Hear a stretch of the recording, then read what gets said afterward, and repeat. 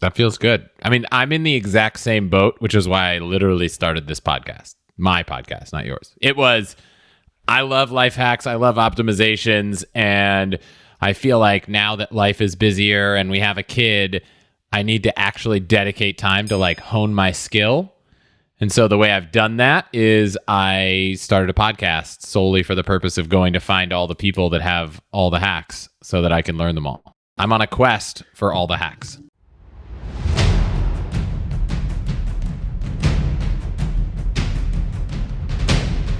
Welcome to the ultimate crowdsourced personal finance show. This is Choosify. All right, guys, let me share just a quick little story with you. The year is 2012, maybe 2013, and I stumble onto this website called lifehacker.com, and the idea just resonated with me. Like, you could do something in a more optimized way. We all have these tiny little life hacks, I guess is kind of the umbrella term that was actually used.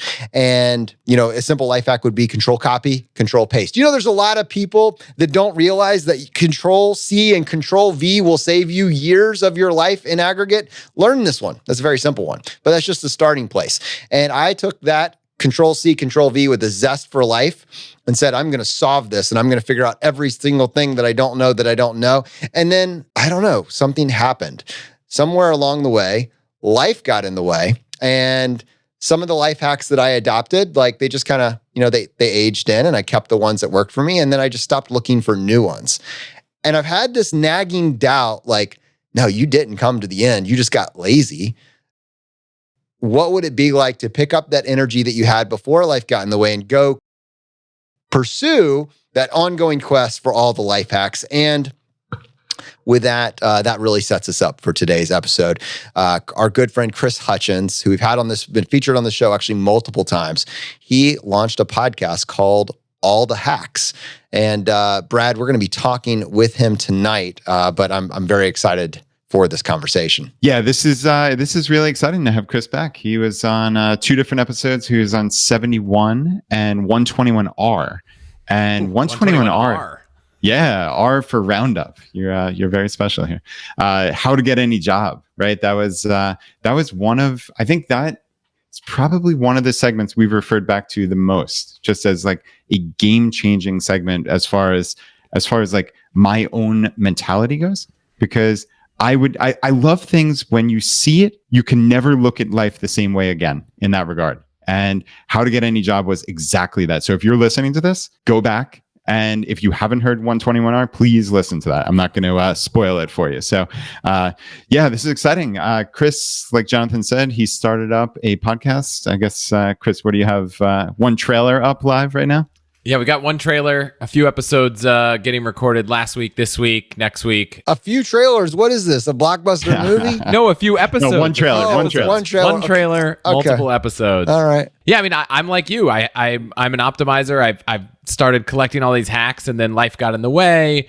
We had our first child. I've been working hard, and I kind of realized I'd kind of fallen off the bandwagon of collecting all of these life hacks. And so I thought, what better way to find more and share with the world than start a podcast? It's to go collect all the hacks. And the goal is just, how do you upgrade your life and live a more exciting, fulfilling life without spending a lot more money and optimizing it all along the way? I love that goal. And I wonder what your thoughts are on the intersection of accumulating all these hacks and simplicity, frankly, right? Because I wonder if that isn't part of the goal also, which kind of ties into what Jonathan was saying, right? Like, at first he had this burning desire to accumulate all these hacks, and then it's okay, life intervenes, but maybe that is the ultimate goal, right? Like some aspect of simplicity. I'd love to hear your thoughts on the intersection of trying to learn more and get your life, I don't know, optimized, automated, and simplicity. I mean, the automated is a big one, because if you can learn a new hack and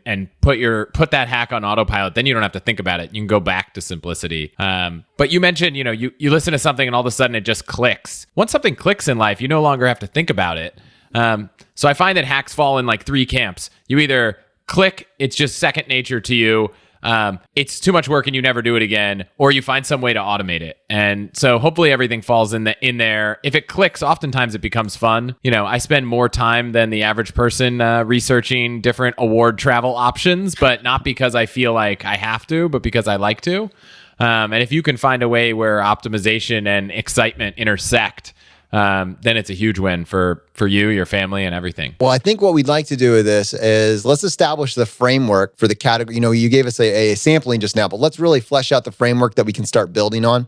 And let's make this conversation interactive. We're going to focus probably the first piece or portion of this episode really around what you have uncovered and kind of give people a sense of the flavor, the types of things that you put the highest, which life hacks are really meeting that intersection method for you currently, and what are ones that are on your radar. And then what we'll do is we'll kind of open this up to the audience, and we'll kind of split the time between maybe some of the ones that really resonate with Brad and myself, but also maybe suggestions or questions from the audience tonight. So, Chris, with that, why don't we come back to this framework? You talked about that intersection. Let's go a little bit more big scale. Is there like another way to categorize the different types of life hacks that you are pursuing? Yeah. So when I start to think about hacks, I think of different aspects of life. And so I just tried to break down what are the important parts of life. So for me, there's family, there's work, there's my finances, and there's the essential stuff, just shopping. There's travel, which is something that I think for many of us is a really big, important part of, everything. There's just managing your home. And there's, within family, you could probably break it out into now it used to just be my relationship and my marriage, but now it's also parenting. And within self, just, mindfulness and health and, eating and all those things and exercise. Those are kind of the broad strokes when I think about segmenting my life into a bunch of different categories. I've tried to align the way I think about looking for different life hacks and money hacks and parenting hacks in that same group. That's awesome. Yeah. When I think through how I pursued these, my 2012, 2013 version, I think one of the things that I stumbled on, we'll just start with the obvious one right now, is really looking into life hacks is what led me to financial independence. It was some version of those. Being open to this idea that, you could do things in a slightly more optimized way led me to this early version. My phrase at the time was financial independence is quite literally the ultimate life hack. If what we're pursuing is like autonomy, mastery, freedom, if we want to be able to reclaim our most precious resource, our time, then if we achieve this financial independence goal, we've beaten the game. The game is fundamentally beaten. And so that was really like a calling card for what Brad and I, kind of were building over the last 4 years. And I would say I kind of got a little bit, it was almost to some degree, I feel like I narrowed my scope on that. How do I reach this? And because I remember though, I was having a lot of fun looking at some of these other options that are out there, and I just haven't. So I guess we could start with finances, but since we do spend a lot of time talking about finances, why don't we either come back to that one, either in the middle or at the end to kind of wrap this thing up? Why don't we talk about some of the other categories and maybe some high impact ones that that are on your radar right now? Yeah, I think one of the high impact on my radar right now, and for maybe many people, is something that we probably haven't done. I talked about shopping and travel. It's like we've done a lot of shopping at home, and we've probably done a very, very small amount of travel. And, I don't want to go too deep down the rabbit hole of credit cards and points, because I'm sure there's been episodes and Brad has a course. But I think travel is something that right now, everyone I talk to seems to be planning a trip somewhere.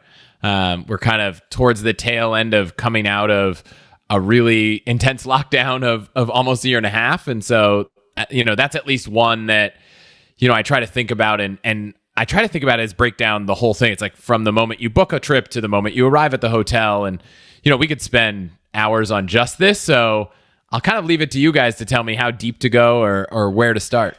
Yeah, so we've definitely talked about travel rewards many times, as recently as just a handful of episodes ago. So episode 311 we did just less than a month ago.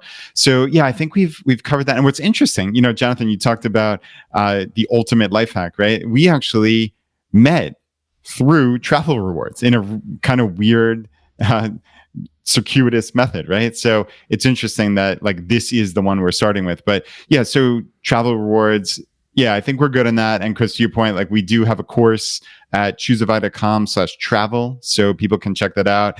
I mean, talk about high value, obviously, is, opening up very targeted credit cards to hopefully travel for close to free. So, I mean, you can't beat that, right? Getting 1 or 2 free family vacations a year, not too shabby. But Chris, let's talk about actually like on vacation, let's say. So, or you're preparing for a vacation, or what do you do? Like so many people, this is, I think, where the crowdsourcing comes in, or like those little hacks that that other people don't. Like, what do you do with your itinerary, your plans? Do you have apps? Like, how do you prepare for that? Do you have something that like you have, I don't know, like a capsule wardrobe that's set in like, I'm picturing like a James Bond style thing with Chris. It's the go bag because we got to go. There's a startup, I can't remember the name of it, that someone I know, it wasn't me, used, where they would actually send off all their clothes like one into a place, and the luggage would just be there. And at the end of a trip, instead of flying home with their luggage, they would just drop it off at UPS. It'd be gone. It'd all be dry cleaned, and it'd be ready to go to meet them at their next destination. It sounds high risk. I mean, talk about in-depth customer service conversations when it goes wrong. Oh man, not for me. But I'll say when I get started right now, I think there's a lot of people thinking, where should I go? What should I do? I talk to a lot of people that just don't use Google Flights, which I think is the destination search mode on Google Flights. You could say, I want to leave from this airport. I don't know where I want to go. Like, I'm looking at it. I want to take a 1-week trip in the next 3 months, and I don't want to change planes. And you get a map of the country, or you can drag it anywhere. And so right now I'm looking, and it's like, wow, if I want to take a 1-week trip in the next 6 months, I could go to Nashville for $219, or I could go to Denver for $57. These are nonstop flights only. So, sometimes I'm flexible on where I go, and I can just kind of drag around the part of the world I want to see and kind of get a sense of where's the best place I could go, what months, what weeks. And I find that every other flight booking site is just obnoxiously trying to, throw stuff in front of you. And Google Flights is just like, here's the prices. Here's where you can go for this price this week. And so that's Chris, is that from just, so I'm going to sheepishly admit I've never used Google Flights. So, sorry. Is that, yeah, I know it's embarrassing. Is that just from like the main homepage of Google Flights, or do you have to click anywhere specific? You go to google.com/flights, and on the bottom right, you say explore destinations, and then you just pick an airport. You say SFO for me. And then you just search, and then boom, it just pops up how much it costs to go to any city. And those are actually, it's not like a bait and switch. Those are actually bookable, because I've seen that so many. So no, at $57, you can book if you wanted to. Yes, so $57, May 8th to 15th, nonstop from SFO to Denver. I can go book it right now on Frontier if I want. And that's amazing. I did not even know this subcategory existed on Google. It's it does things beyond. Let's say you know where you want to go. You can actually go in the search, and you can put SFO. For me, there's SFO, Oakland, and San Jose. There's 3 airports. So I can actually say, let's say I want to go to Chicago. So we're going to I'll give a real example. We have a family reunion this summer in Warrens, Wisconsin, and we could fly into Chicago. We could fly into Minneapolis. We could fly into Milwaukee. Like, there's a lot of places we could fly and rent a car. And we could fly out of Oakland, San Jose, or SFO. So I can go in and put all 3 departure, all 3 arrival, and it'll find the best flight from any of those combinations, which is not something you can typically do. Typically, you say from here to there. But I don't care which airport I'm going to drive 2 hours from. I just care that I'm going to spend $250 instead of $500. This is cool, man. That's amazing. That's worth the hour right there. That's a all right. Well, I guess I will talk to you guys later.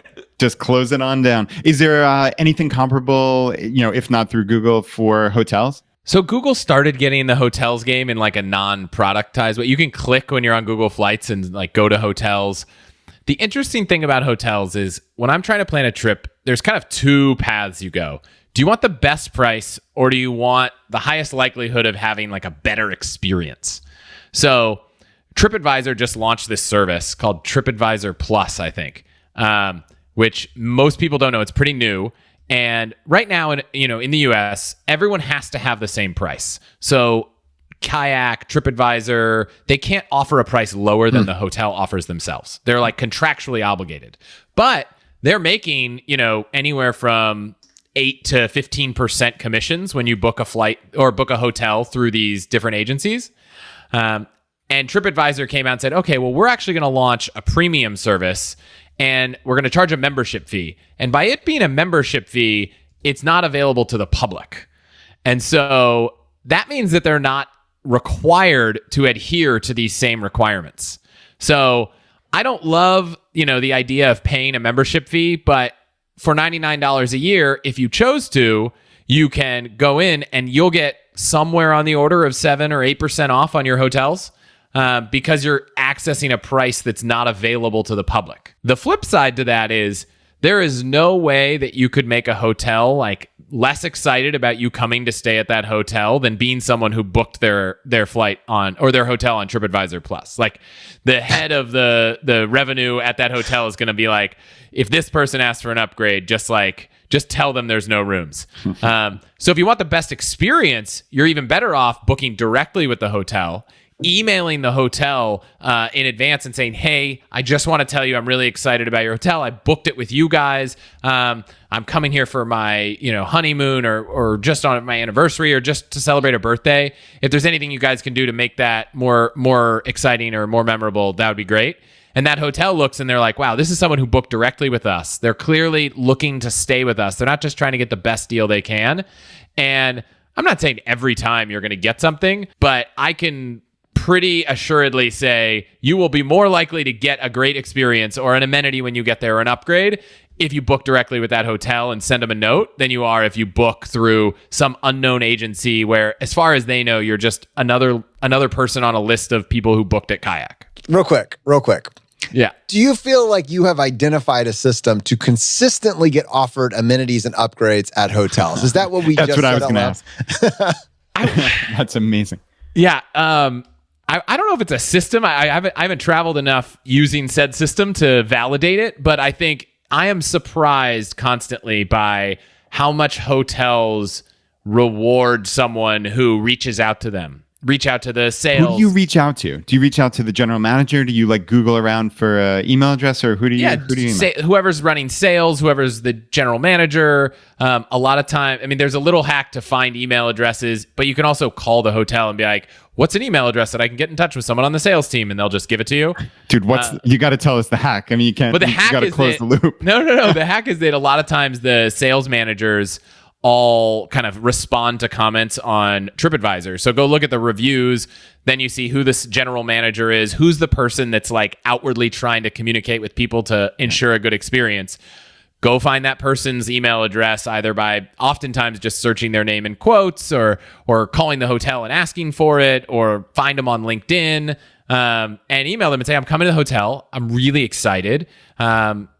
I wanted to just let you know and tell you I'm really excited. And sometimes they're like, oh, great. And sometimes they're like, cool. And you show up and they're like, oh, there's a note in your system. We'd love to offer you a better view or a nicer room. And it doesn't always work. Well, but let's just look at this from the other side. Let's just appreciate what's going on here. If someone is spending time on TripAdvisor, that means they're very vested in the reviews on TripAdvisor. Exactly. And they've identified, because you're already the type of person that goes out of your way to write a note, their exact goal is to get someone to write a public, external facing note.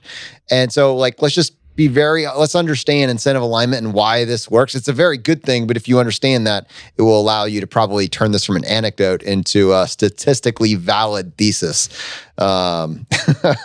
which is the goal here. Let me add one more on just while we were talking about Google. It kind of moves us off, but it's kind of in the lifestyle thing. It's one that I've done with my spouse. It's kind of a family-related one. Chris, have you ever noticed, and it's kind of asking you, I guess, but also just maybe I could add this to your list, we like the idea of taking pictures, and we like the idea of our kids are growing up. We want to capture them. And then for a period of time, we just kind of let Facebook or Instagram be the aggregate for a lifetime pictures. And some of us are kind of saying, I have a lot of pictures on Facebook or Instagram. I kind of wish that I had toned that down a little bit, or I probably wouldn't do quite as many this time around. But at its core, it did act as a basic timeline for our life experiences. And, Facebook and Google, et cetera, would serve up, hey, here's what happened last year. What my wife and I did instead of that is we're on the Android platform. Maybe you could do something similar on Apple, but you can actually share photo libraries between two Google accounts. You can do a shared library. So you see all the photos that, your wife takes and vice versa, your family takes, and they can get aggregated into one pile. And then we actually take the advantage of that, and we kind of star our favorites throughout the year from this composite library of the Mendoza family. And then at the end of each year, we create or generate just a family slideshow. So we have two things. And the one extra thing that I didn't mention that should be said on that is Google in particular does a great job. Any picture you take on your phone, upgrade it to a cloud. And for the longest time, they just gave you an unlimited amount. That's a double-edged sword because you end up with a lot of photos of a lot of nothing. But it works as a holding cell for all these photos. And then if you take the time to once a year say, these are the ones we really want to demo our year, that's our way that we get our family slideshow done each year. So that is my quick little family one. And it would just go in that category. But it shows you we all come up with these little things that make our lives easier in some way. Is it experiences? Is it, building out hotels and getting upgrades on a regular basis? But, anything counts. And Chris, we actually have a question here from Costa who said, Chris, do you see a higher success rate with this hack if you're a member of the company, I'm assuming a rewards member, or have their credit card like Marriott asking for a friend? Yeah, I mean, when you book with the hotel, and first off, a lot of the times if you have status or even are a member of the hotel, they just know that, right? They're looking at this thing and they're like, not only is this a random person who's excited to be at my hotel, they happen to also be someone who's taken the time to sign up for our program. I would say if you already have a lot of status with the hotel, you're probably more likely to get that upgrade no matter what. It maybe is a double benefit. I still reach out every time. And sometimes I do funny things. I book a flight. I booked a hotel once for my wife in New York. And just in the comments, I just wrote I'm booking this for my wife. She likes cheese. And not because she's obsessed with cheese, just for fun. And they literally had a cheese platter waiting for her in her room. Wow. Because they were like, how often does someone give you a piece of information that you can easily do something with? So I would say having status, of course, helps with everything. And it's they're complementary, but not, exclusively different. But this also works really well with smaller boutique hotels where you can even email them and say, hey, I just want to make sure I book directly with you. Some of them don't let you book online. And if you book through TripAdvisor, they're paying that 10% commission to someone. So I don't know. Hopefully that answers the question. No, that's cool. I like that. I think, it's funny. This reminds me of one of it almost sounds like, I don't know, not exactly right to call this a life hack because it sounds too contrived or Machiavellian, but just just being a good person, being a nice person, assuming positive intent, for people, knowing that when you talk to a customer service rep, that probably 98 of the last 100 people they spoke to were kind of jerks to them. Being a good human, it's amazing how people are going to reach out to you. So again, that's not meant to sound like Machiavellian or it's a strategy in any way, but I found it's just astonishing how when you make a connection with someone, when you genuinely ask them a question of, hey, how's your day going? Or just somehow try to reach out. People want to go to bat for you. They really especially in this age of, digital and not too, in the last year, especially about not too many personal connections, man, people are craving that. So anyway, I know it's anecdotal, but I've found that just the last couple of times I've talked to customer service, I just try to be nice and just try to maybe make their day 1% better. And I find that I get, it winds up coming around. It's, doing good, doing well type thing. Totally. The power of people that work at the front desk, work at the gate agent, work on customer service, they can do a lot. Sometimes they're like, oh, I want to help you, but my supervisor, isn't going to allow this. But a lot of times they have the discretion to do things. Yeah. And I can pretty much assuredly say if you get angry, they're not going to exercise that discretion. Yeah, agreeing. So be a nice person, but understand where a strategy helps. It's not Machiavellian. Sure. It's just living life in an easier lane. Okay. So we're going to go ahead and kind of open this up to the audience. So if you have a question around a life hack and you want us to kind of tailor this towards something that you've been wondering, is there a better way? We will prioritize your questions and we'll be watching for those in the comments. Please feel free. I have one that I wanted to go ahead and mention that is seriously, I don't understand how in 2021 not everyone is already doing this, but None of my relatives are. So for the sake of making a public announcement, Chris, talk about a password manager and why everyone needs to be using a password manager. Gosh. So right now there have been probably at least a dozen, 24, probably in the last few years, hacks of different passwords from different sites. And unfortunately, it just happens. And, the worst thing you can do is have the same password everywhere. So if we start from a premise of, how likely is it that one of your accounts has been posted somewhere, and there's a site that's called Have I Been Pawned, PWNED.com, and you can put in your email and you can say, oh, I wonder, how many times has my email address been shown up in a hack? And it's not a good answer. My email has been pawned in 23 data breaches, which means that and if I were using the same password across all of the accounts I have with that email, someone could very easily be like, oh, here's your password to some crazy site that, you don't even use ever. But if it's the same password as your Gmail, now they have access to everything. And so I think the reason to use a password manager is primarily because you don't want to have the same password everywhere. And it's a pain to manage 100, 200, 300, 400 passwords. And so if you accept that risk of one password, it sucks. I actually use one password, to be honest. But so every single password I have for every single site is a totally random long string of things. Every time it's like, what's your mother's favorite, food or whatever question, it's like H2853 asterisk. Oh, so you even every take those too. Oh, I need to start. Yeah, everything. Yeah. I don't want anyone to have access to anything of mine. I use two-factor authentication codes all the time. I use 1Password. I know that there are a lot of options out there. I love it. I can put those two-factor authentication codes in there as well, so that when I'm logging into a site that needs them, it's just part of the kind of automatic copy-paste flow. But it's unbelievable how likely it is that almost everyone listening to this has had their email address and a password they've used stolen. And it's only a matter of time before someone decides on the list of 11 million people to try to test all the sites with yours, whether it's Facebook or Instagram or, your Amazon account or your bank or your email. And so, I'd say the two messages are: use a different password everywhere, use a password manager to manage it, and beef up the security in every way possible with anything that matters, which is your phone, your bank, and your email. Nice.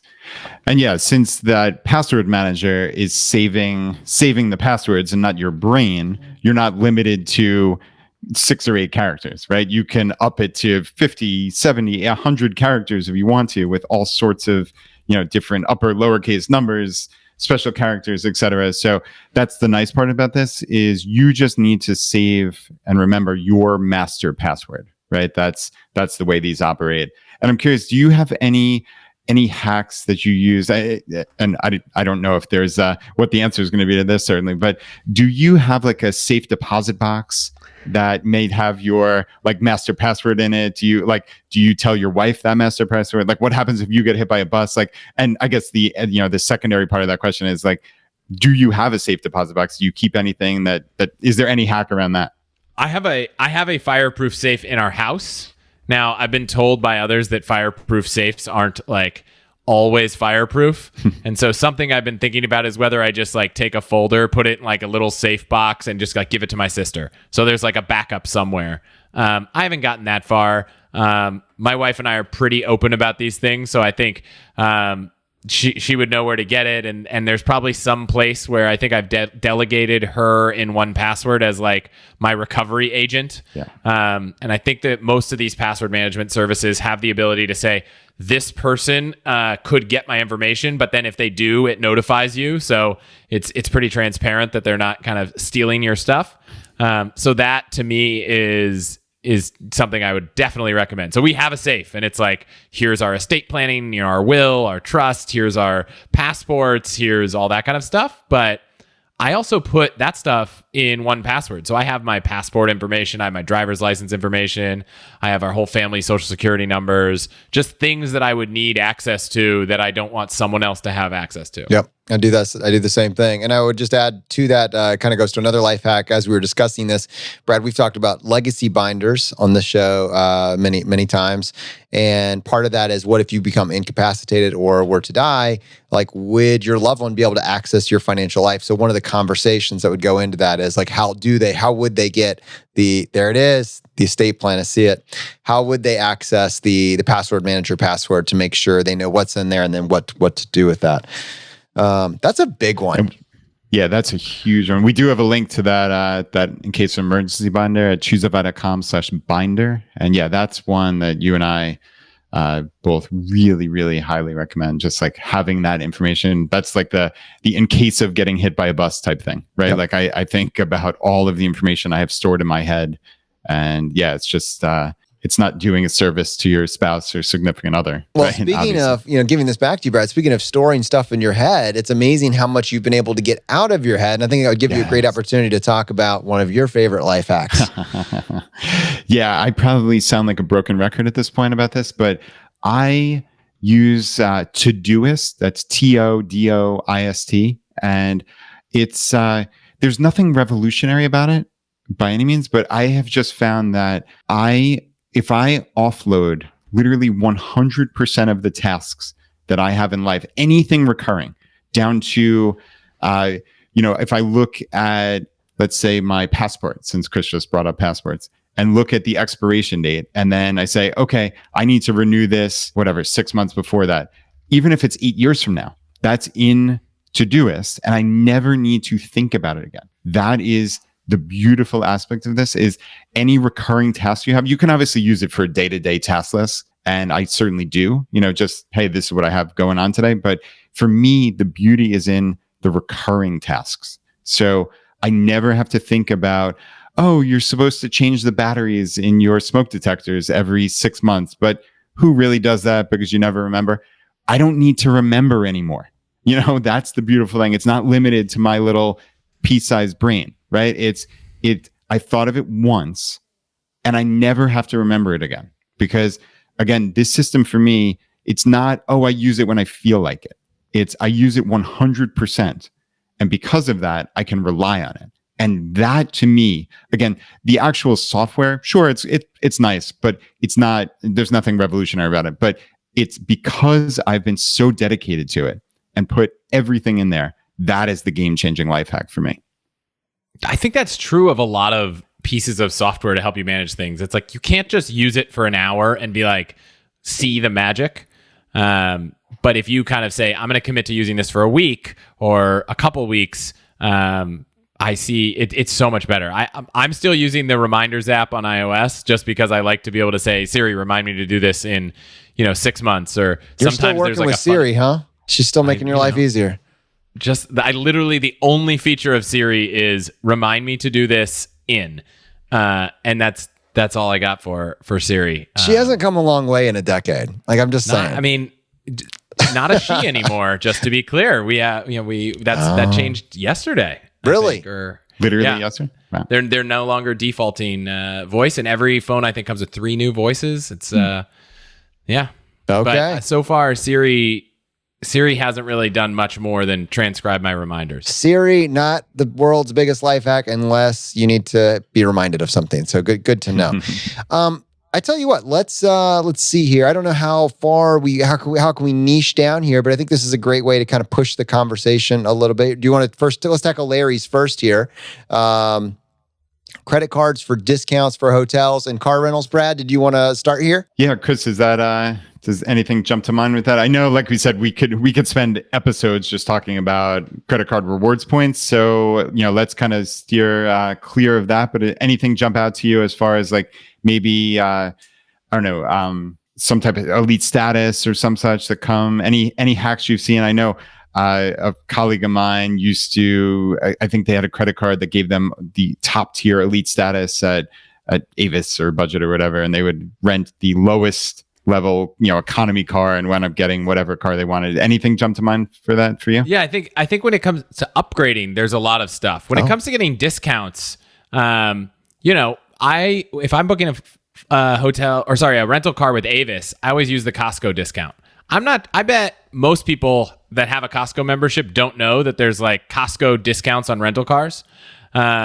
And even sometimes on vacations and travel. And so making sure that if you're a member of something, whether it's AAA, whether it's Costco, whether you served in the armed forces, there's likely, even if you work at a big company, right? Like most large companies have codes that you can use. And sometimes I know when I used to work at Google, I could use a Hertz code and it would say, is this for business or pleasure? And you still got the discount. So just making sure any groups you're a part of, you find out whether they have deals just for you. I think that's something, but credit cards seem to be great ways to get extra benefits and upgrades. But outside of the kind of Amex and Chase offers, I haven't seen too many ways to get good discounts. But every now and then, I regularly scroll through. I'm assuming other credit cards have them too, but Chase and Amex in their apps, they have like a list of offers. And sometimes they're phenomenal. Like right now, there's an Amex offer that was $100 off a purchase of $100 or more at Best Buy on the Amex Platinum card. So like literally spend $100 and get $100 back. And so I think I bought this microphone that was $100 and got it back for free with an Amex. So scrolling through a lot of those, there's a lot of hotel chains on there and flights all the time where it's spend $200 on Delta and get 60 back and stuff like that. So your credit card might not get you the deal, but your credit card company might activate a deal for your card. Yeah, that's cool. Two that jump to mind. This doesn't exactly answer Larry's question here, but for car rentals, autoslash.com is a site I've used in the past, and it seems to be a little bit better than some of the other search engines I've found. Also, the Airbnb of rental cars is Turo, Turo. This might be commonplace for a lot of people, but many people have never heard of this. So especially now, I've been reading articles that rental car prices are going crazy right now. Literally articles of people renting U-Hauls in Hawaii because all of the rental cars are gone. So Turo is renting a car from an individual. So actually, if this is one of these things, people in the FI community are always looking for, those little ways to win. This might be something you can actually put your car on Turo. Especially if you live in a popular vacation spot. Yeah. I don't know if Richmond is a popular vacation spot right now, but I just realized my second car is a giant. I mean, I didn't realize. I've kind of identified. It's a giant paperweight, right? Yeah, put it up on Turo. When we were just down in Orlando recently, I rented a car and just for 2 days, we were going to Disney for a couple of days. We needed a second car, long story, but I just wound up renting. It was like $35 a day or something. It was crazy. And, you can get it delivered to you potentially or meet them. I met the guy at like a gas station, a public place. So that's a pretty good option. And yeah, I suspect a lot of people haven't heard of that. I should probably look into that. Okay. Any other ones, Brad? I'm going to go ahead and switch gears just slightly. I've got this message from Jessica. Says, life hacks for type A career women and mothers of young children on the path to financial independence. Please send help. So I think we've got two very distinct questions here, and I think we could tackle them individually and put it all together, a smorgasbord of informational goodness. The type A career woman, we don't know, and feel free, Jessica, feel free to weigh in and give us some more details if you want. But I'm assuming it's like this is a career pivot conversation. Or it is a how do I go farther in the career that I'm currently in? So if we're looking at, if we're talking about career opportunities, like this is kind of a rough, a rough kind of season right now, people would commonly say. And we did this great episode with you on how to get any job. I'd love for just your kind of hot take on, career pivots and growing your career in a time like this. And if you can address specifically through the lens of type A personalities, that would be a bonus. So I have an 8-month-old and I am married to a type A career woman, and she would self-describe her as so I'm not speaking in her mind. So, the question is, what life hacks does your wife love is kind of how I'm reading this. So when it comes to careers, definitely listen to the episode, but I think my short version is, I don't think employees or kind of career seekers realize the power they have to stand apart by being incredibly passionate about the company they're working at or trying to work for. And a lot of times it's send out lots of resumes. And if you just double down on here's 2 companies I'm interested in, and I'm going to try to find every path in the door. Obviously, you have to be qualified for the role. But it's amazing how much more effective that can be. And as someone who's hired lots of people, there is nothing that I will look for more when I'm hiring someone outside of being qualified to do the job than someone that's really passionate to work at my company or the company that I work at. And man, it's a world of difference when you guys have probably seen this too. When you hire someone who's passionate about your company and passionate about what you're doing, that can speak worlds to what they're able to do. And I don't think you get that across by just dropping your resume off. So that's one big thing. The other big one is that you can negotiate your salary all the time. And I think people don't often do this, but collect market data. There's lots of sources online, and sometimes just come and kind of present it in a way that says, look, I looked online. This is what I should be getting paid. You're not paying me that. Help me understand.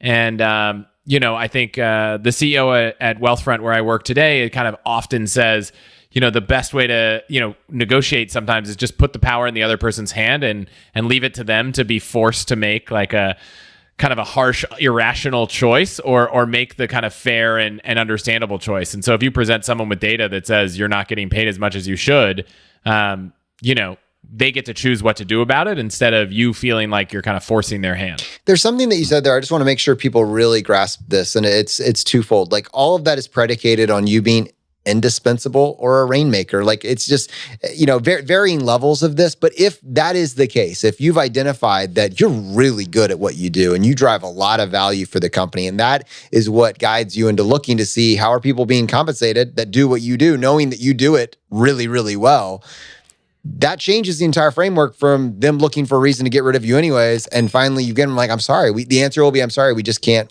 afford to make the changes. Conversely, the other one is, what can we do to keep you? And I think the question really comes back to like, how do we become a rainmaker? How do we become indispensable? And if we don't feel like there's anything, that about us that's unique or indispensable or otherwise, like what would it look like to shift that paradigm as quickly as possible? Yeah.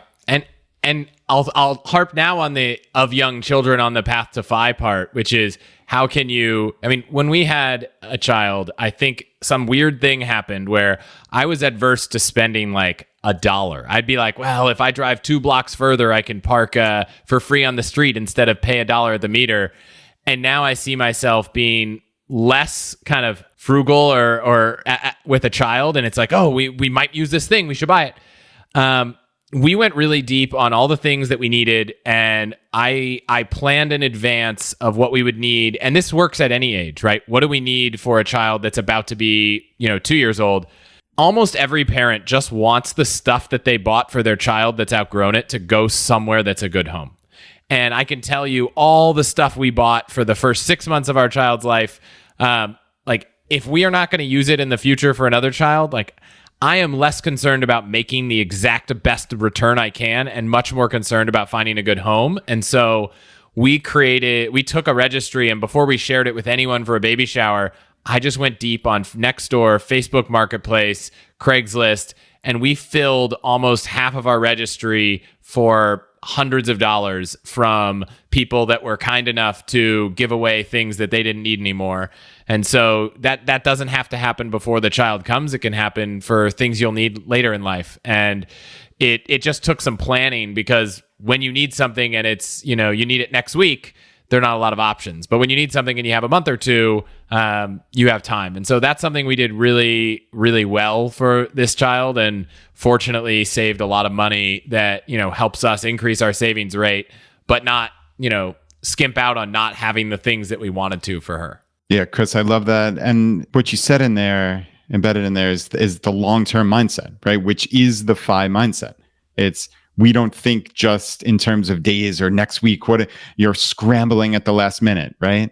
It's we can think long term, and it's down to even things like I know my wife she's the the wonder here in the house with all the life hacks. And I mean, she just does some stuff that it seems obvious once you think about it, but most people don't do this, which is, hey, it's the end of winter, right? And these stores put everything on. Winter jackets are on 90% off sales because they want to get rid of them. Well, we kind of know what size our kids are going to need next season, right? 9 months from now, you can kind of predict. And if you can get something for 90% off, it doesn't, because we're in a position, and this sounds so silly, but because we're in a position where cash flow isn't essential, it's value. It's making right long-term decisions, right? Like, because we've saved money, because we're on the path to FI, we can think in terms of value. So she's constantly buying things months or years in advance of when we'll need it, because it's going to be needed, right? It's an absolute certainty. I think I said this actually I'm pretty sure on the upcoming episode we have on your podcast, All the Hacks, is just in terms of buying birthday presents. Right. So like my daughter's in 3rd grade. She has 8 friends. She's going to get invited to 8 different birthdays. If we find one little board game that we like, that's on like a massive sale, she's going to buy 8 of them. You know, it's invariable that there are going to be 8 birthday parties. Why not save money? Why not just buy them all now? Then you don't have to scramble for presents. Like, that's another thing that people are constantly doing. They're last minute scrambling. You talk about one of the biggest hacks is saving time. Right. I mean, because a lot of these hacks come down to, hey, I don't need to scramble at the last minute for fill in the blank, right? For food, it's 5:30 p.m. We have to eat dinner, ... Right. Do I need to scramble, or did I meal plan? Right. Do the kids need a birthday present for this party? Do I need to run out to Target and waste 45 minutes of my time? Or did I plan 9 months in advance? Right. Or even 3 weeks in advance, right? So I think a lot of this is the intersection of long-term thinking and time savings, frankly. Yeah, we just, I have no affiliation with this company, but we just paid for a program called Solid Starts, which is all about baby-led weaning, which is introducing your child to food. And my wife was sitting here for the first few days trying to come up with a meal plan, trying to come up with this. And I think we paid under $75. I can't remember the exact amount for this guide. And we literally have like I can't remember, 100-day plan for meals. It's literally a meal plan for the next 100 days for our daughter. And we don't have to think about it at all. And it's funny, my wife and I are sometimes so optimizing that we were like, wow, why would we pay for this? Like, all the content's free. It's all over the internet. And then we paused and we were like, for $65, we can stop spending like 3 hours every other day making a menu and going to the store. And it was like the best use of money. And that time has been gotten back in the first week. And I always like to think that there's something you can do with your time. If you struggle like I have in the past with how much your time is worth, I know, just because you make X salary and work X hours doesn't mean you can add more hours at that rate. I tend to put it in my head that at any point in time, if I wanted to, I could go take my car out and I could start driving for Lyft. And in that circumstance, I would make, let's call it $20 an hour in the Bay Area, at least. And pick anything, whether you want to go grocery shop or deliver food or something. There's always like at least a bare minimum number of what your time is worth. And don't forget that, because in this case, 60 something dollars is like 3 hours of driving for Lyft. It's like, if it really was about the money, I would much rather go drive for Lyft for 3 hours and never think about meal planning for our daughter than have to do it for a few hours every week. And to be clear, my wife was doing a lot of that thinking, and I literally was like, please spend this money, which is something she doesn't hear me say often. But yeah. There's a first for everything. I want to weigh in with a couple of things, because I know my wife will, if she listens to this, this is like her jam.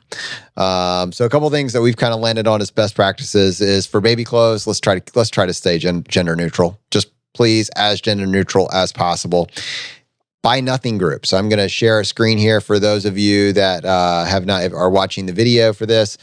There is a organization called the Buy Nothing Project. This is my other tab that I want to show you guys. Just a second here. BuyNothingProject.org. They're all across the country. You can find a Buy Nothing group near you. My wife made out like a bandit with kids' clothes on the Buy Nothing group. When we were in our other neighborhood, it was super active. When she came out to this end of Richmond, there was nothing going on. It was totally Yeah, it was just, so she actually got involved with the group and woke it up. And that the ROI there was incredible because she basically was able to generate like just toys and clothes for years worth. I mean, unbelievable how little we've actually spent on children's clothes to this point. And then to dial it up even further, the neighbor exchange. She cultivated good friendships with 2 to 3 neighbors with kids that are like, 6 months ahead or a year otherwise. And so I just see my kids' clothes in other people's houses, like, and the reverse of that, we're constantly getting hand-me-downs at these certain age groups. They wear them for a few months and then they go off to the next family. I mean, we just pure efficiency. And there's just the 3 families that are involved in this. That's just what it is. Cardboard boxes. Are you kidding me? When you get something big, do not just cut it up and then put it in the recycling and let it go. That is a week's worth of entertainment. A solid week's forts are meant to be built from large boxes.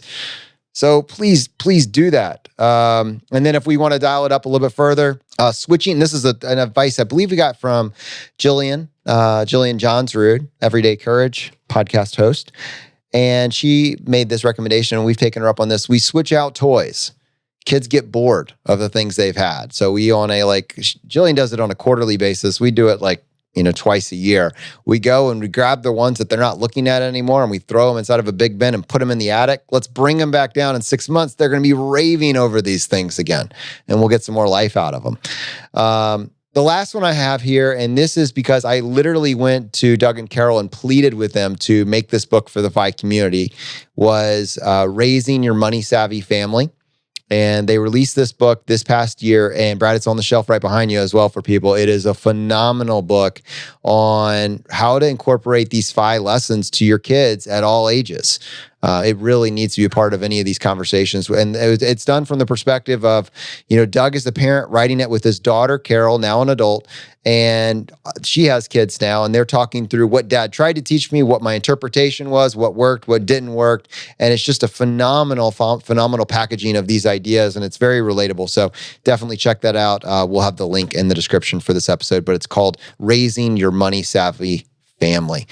So those are just a few of my quick hit items that I just think, and I hope that answers your question, Jessica. Yeah, one last one. Go ahead. The moms groups are phenomenal. I joined some of the dad groups and it was like, hey, how's it going? And then I joined the moms groups and it's like, here's my database of strollers. Here's how you could pick this. Here's this. And unfortunately, a lot of the active moms groups aren't dad friendly, but some are.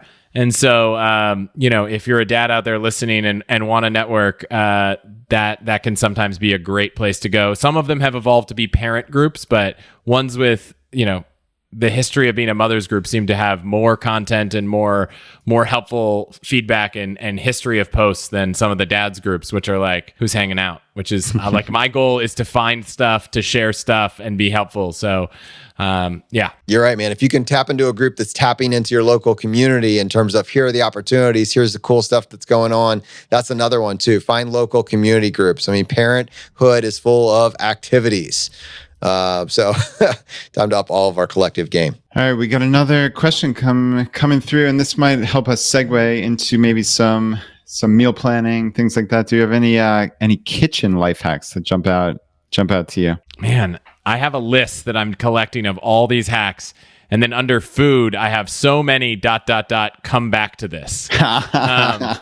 So I will say that, there are so many small hacks that I won't go into everyone about, which food you keep in a paper bag to help ripen faster, what you keep in the fridge or not. So I won't go to those because I don't have a great list in my head, but the meal planning thing is probably our biggest kitchen hack, which when it comes to cooking is that we use this app and it is maybe the most expensive app I've ever purchased, which is crazy, called Paprika. That is not the most expensive app that you purchased. I've purchased on the most expensive. Yeah.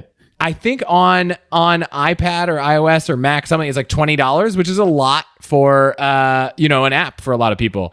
I find that the push to free has gotten a lot of people to look at software. $30 for the app for your computer. The idea of paying $30 for a recipe manager, I think for a lot of people is crazy. I use Paprika and I really like it. I don't think I totally agree.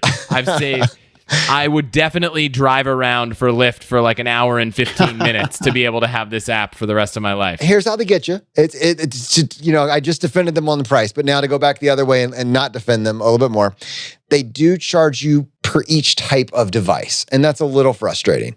So for those of you that have different workflows that involve your iPad, your Android phone, and your MacBook, and then you're like, you know what, I should probably have it on the desktop as well, you're going to be very angry at the pricing. But for those of you that are like one device on an Android, maybe, like it's not that bad. So it's just kind of like, you got to kind of work through. To be clear, it's not per device. It's per operating system. It's just kind of like, I've never seen that before, and it's unique to this platform. But I will say the app, once you get into it, very good. Very, very good.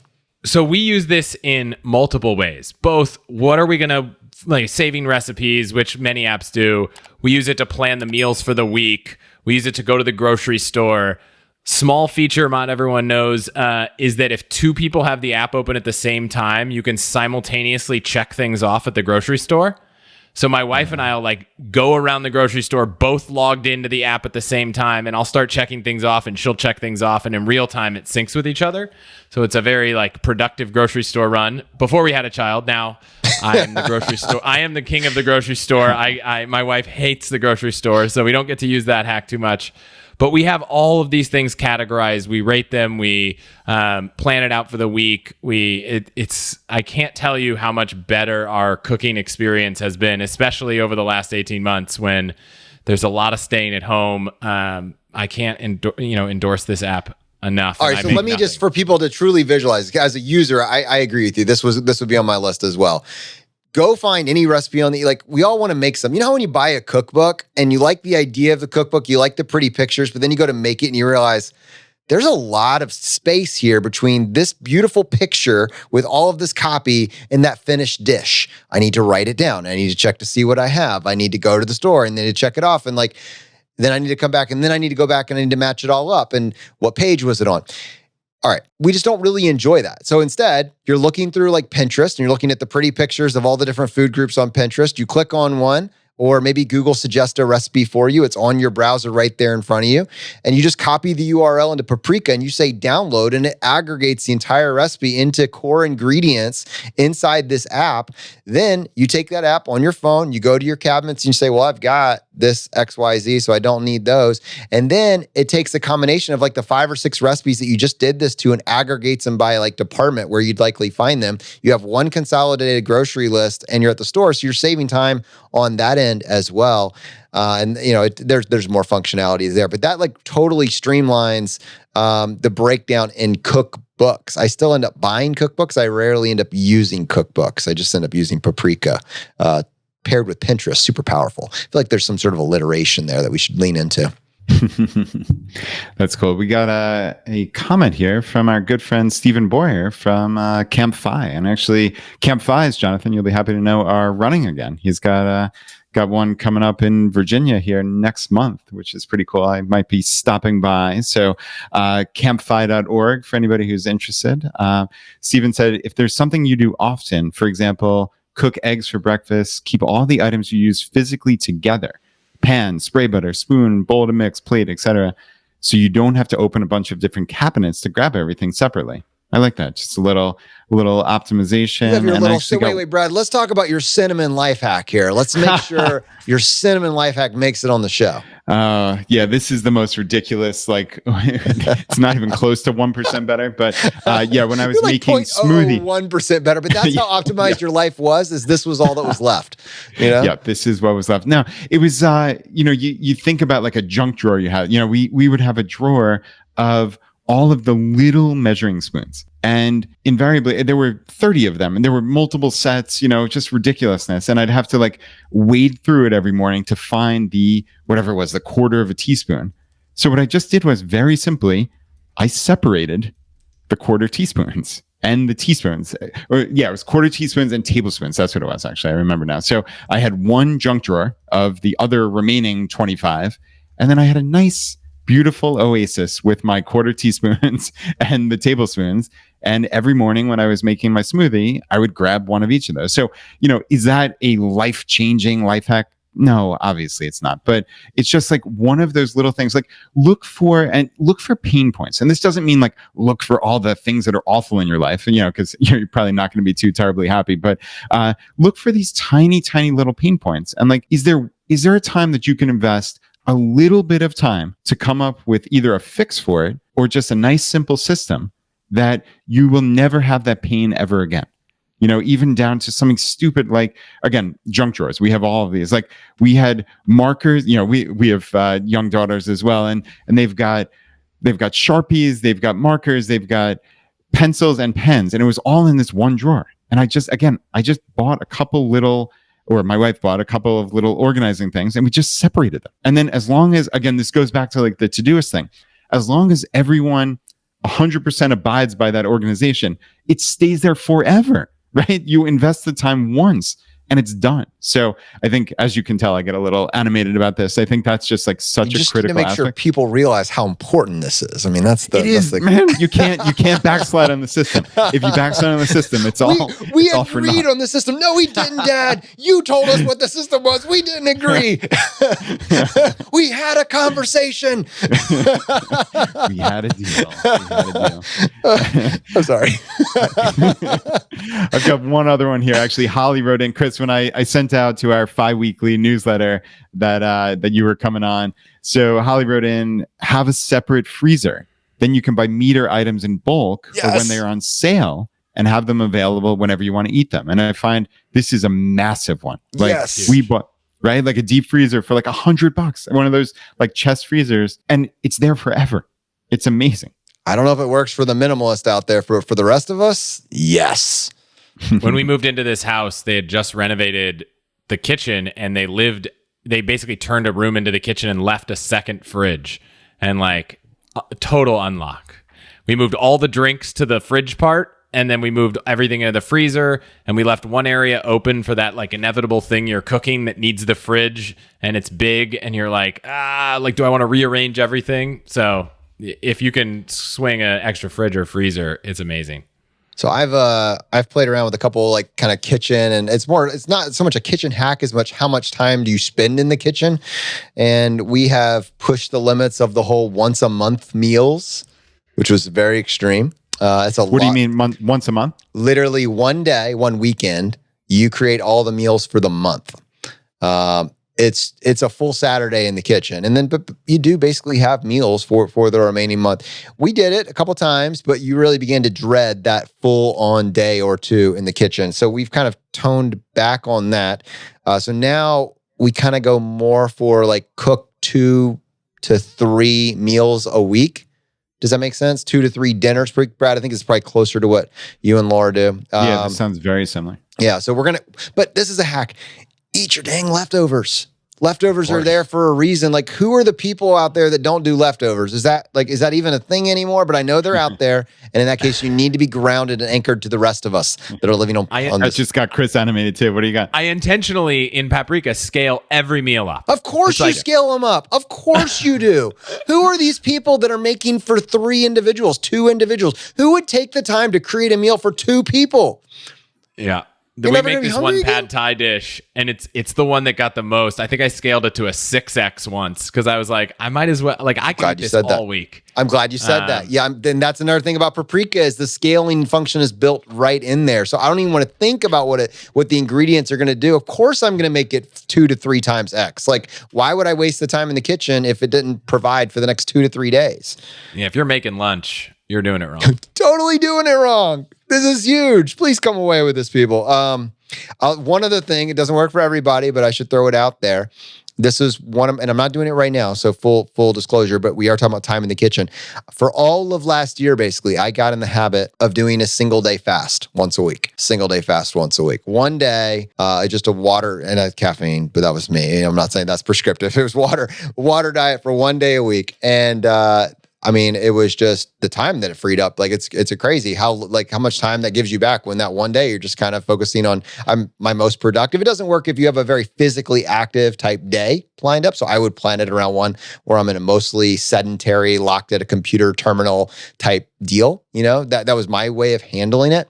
And one that I'm doing a lot of calls because you just don't have as much time, right? So that would be the way that I would do it. But it worked pretty well, and it minimized my time in the kitchen during that period. I did it for 5 days, and it was amazing. It was like the most productive week on earth. Really? Like, I didn't think about breakfast, lunch, or dinner or snacks for 5 days straight. I didn't find the physical thing to be too much of a challenge. I think I even went on a run one of the days. What? 5 days? Sorry, we're not doing a fasting conversation. Yeah, this is No. totally We're not separate. going deep. I'm just saying, from a hack standpoint, I didn't pay for food for 5 days. Yeah, no kidding. So that was cool. No kidding.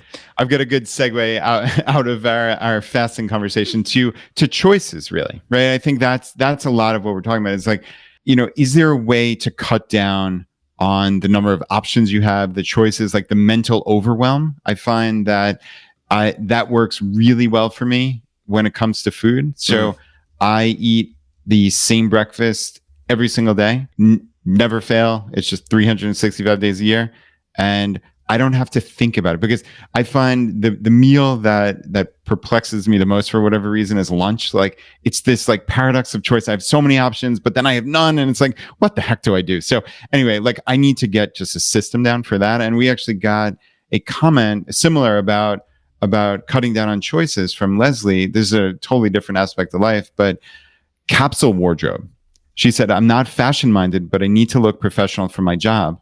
I created a capsule wardrobe from my existing closet by, quote, pretending I was packing for a 3-week trip to my normal life. And I've been using this capsule for over a year, and it has cut down on my frustration significantly.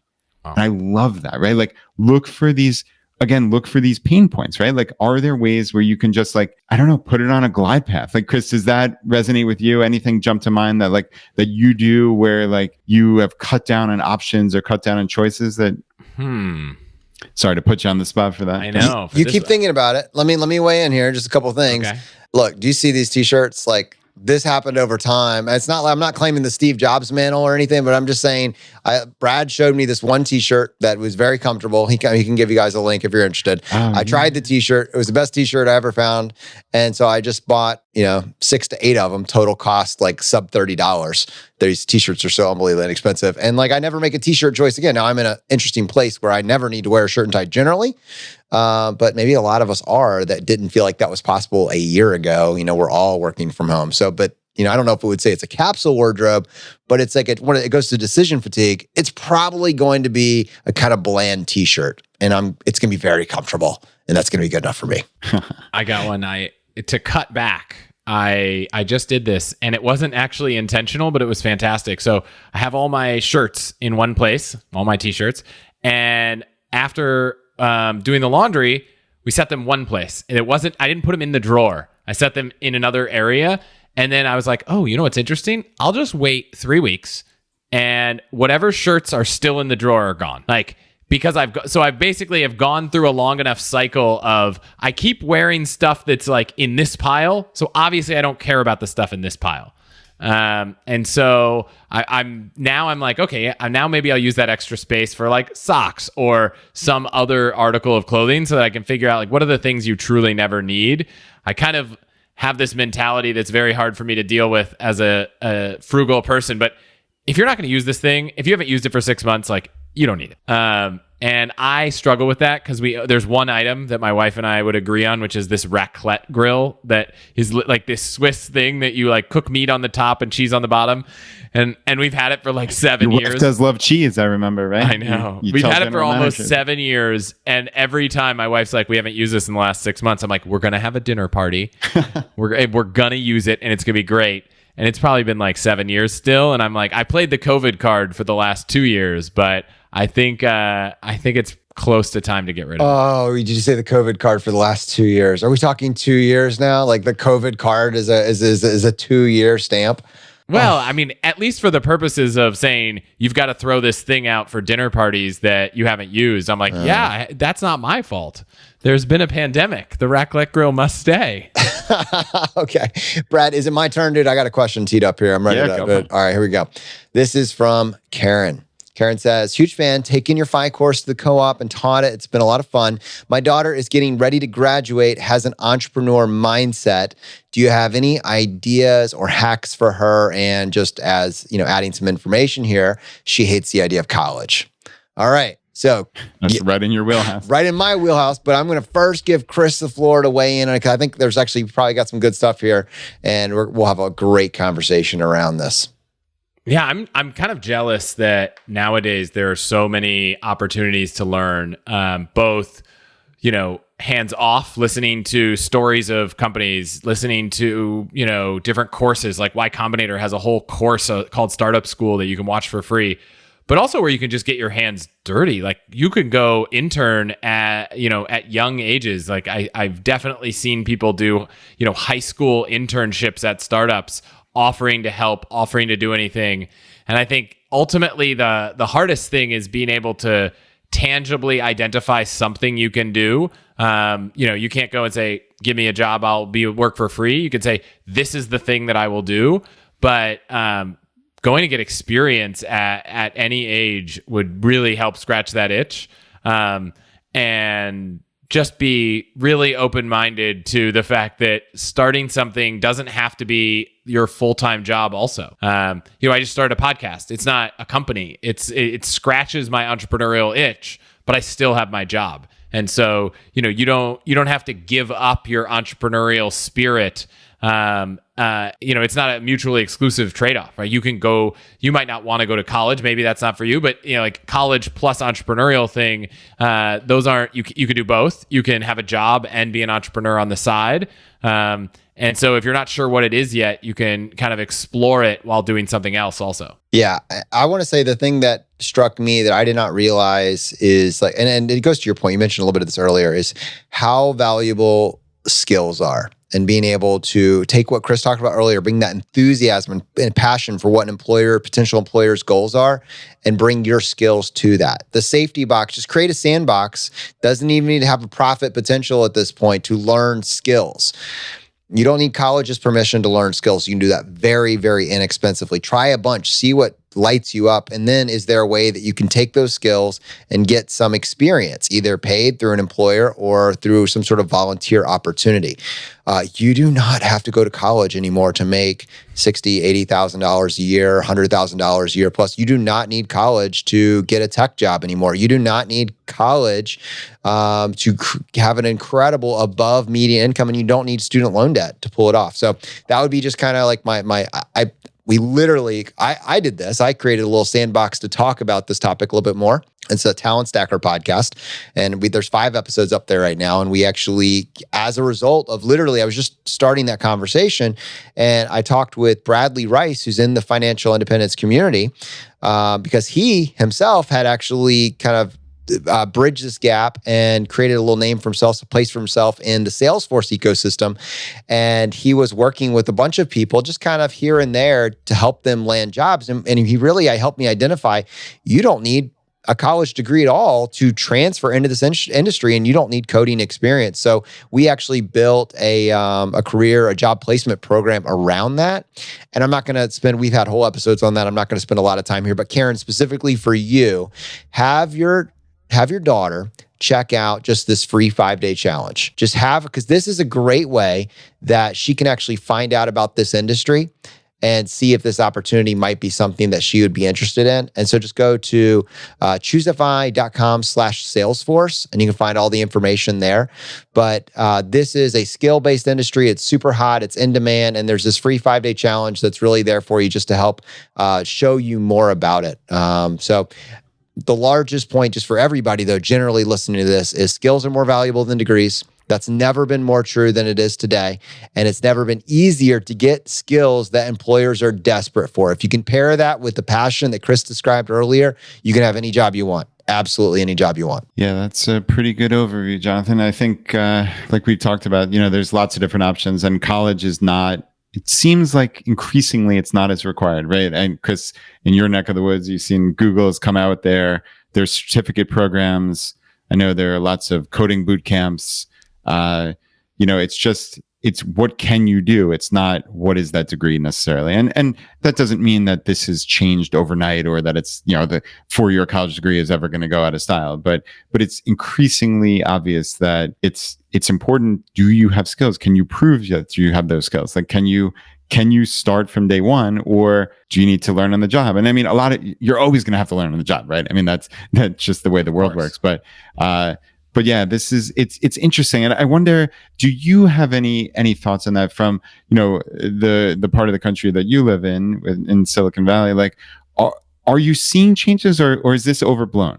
No, I mean, I don't think it was necessarily important. Like, I didn't care when we were hiring people where they went to school. There are certain jobs where that's a proxy for some things, and then there's certain jobs where it doesn't matter at all.